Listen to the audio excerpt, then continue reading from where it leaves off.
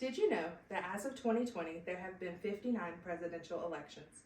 Starting back in 1788 and continuing every 4 years to our upcoming election of 2024, our country has had 45 different presidents.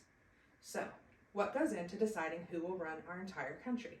The answer is a lot. Not only are there specific qualifications to even be eligible for presidency, the actual process of voting and the Electoral College have many steps. Let's start with the history of elections in the U.S. George Washington, our first president, won the election in 1788 with John Adams becoming his vice president. During that time, whoever came in second place with the amount of votes automatically became our vice president. That changed in 1804 when the vice president was declared by their presidential candidate. Also during that time, only white men who owned land were allowed to vote in the election. That changed February 3rd, 1870, thanks to the 15th Amendment. That amendment allowed African American men to vote in the election. Women were not allowed to vote in the elections until August 26, 1920, thanks to the 19th Amendment. So now that we know some basic historic facts about our past elections, we can explore the qualifications needed to run for president. Constitutionally, there are only 3 qualifications needed.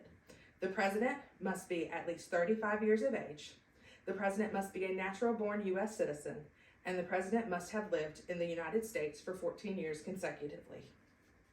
Also, to appear on a ballot for the presidency, there are 3 basic methods to become an official candidate. Number 1, an individual can seek nomination of a political party. They must get enough delegates in their state to represent them in that party.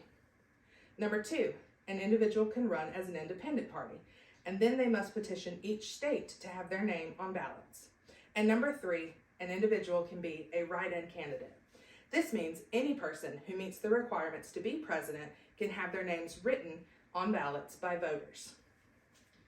Now that we know how a candidate gets on ballots, let's look at the process of voting in the Electoral College. Citizens vote in their home states, then the votes determine which candidate wins for their state. The winning candidate is then voted for in the Electoral College by state representatives. Once a candidate reaches the majority of delegates, they win the election and become the new president-elect of the United States. The president-elect is then sworn into office on Inauguration Day, which happens 73 to 79 days after the election.